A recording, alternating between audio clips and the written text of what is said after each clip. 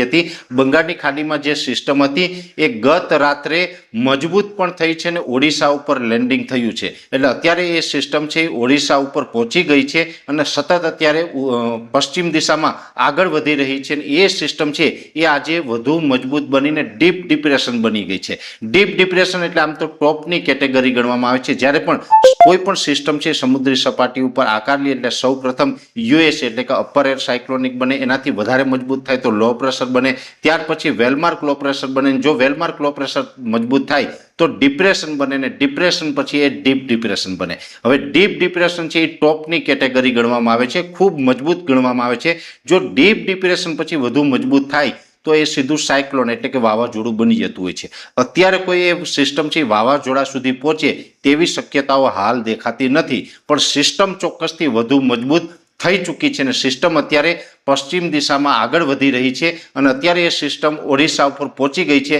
લગભગ 30 તારીખે સાંજ સુધીમાં અથવા તો 31 તારીખે બપોર સુધીમાં એ સિસ્ટમ છે એ ગુજરાતમાં પ્રવેશ કરે તેવી શક્યતાઓ રહેલી છે। એટલે અત્યાર સુધીમાં જોવા જઈએ તો અમે જે સતત આ સિસ્ટમ ઉપર નજર રાખી રહ્યા છીએ એમાં ટ્રેક છે એમાં બહુ કંઈ બદલાવ થયા નથી। એટલે ગુજરાત સુધી તો ચોક્કસથી આ સિસ્ટમ આવવાની છે અને એ સિસ્ટમને કારણે 30 અથવા તો 31 તારીખથી ગુજરાતમાં ફરીથી જે વરસાદનો રાઉન્ડ ચાલુ થશે એ રાઉન્ડ છે એ 4 અથવા તો 5 ઓગસ્ટ સુધી જોવા મળે તેવી શક્યતાઓ છે। એની અંદર પણ સાર્વત્રિક લગભગ ગુજરાતના 80 થી 90% વિસ્તારને વરસાદનો લાભ આપશે। જો કે સિસ્ટમ નજીક પહોંચશે પછી વધારે અંદાજ આવશે કે કયા વિસ્તારને વધારે અને કયા વિસ્તારને ઓછો લાભ મળશે। ખાસ કરીને એ સિસ્ટમ છે આવશે એટલે કદાચ ઉત્તર તરફથી જાય અથવા તો થોડુંક મધ્ય ઉપરથી નીકળે છતાં પણ મધ્ય ગુજરાતનું અમદાવાદ, આણંદ, નડિયાદ, ખેડા, વડોદરા અને છોટાઉદેપુર સુધીના વિસ્તારો છે એમાંથી ભારેથી અતિભારે વરસાદ છે એ ચોક્કસ જોવા મળશે અને એ સાથે દક્ષિણ ગુજરાતનું ભરૂચ, અંકલેશ્વર, રાજપીપળા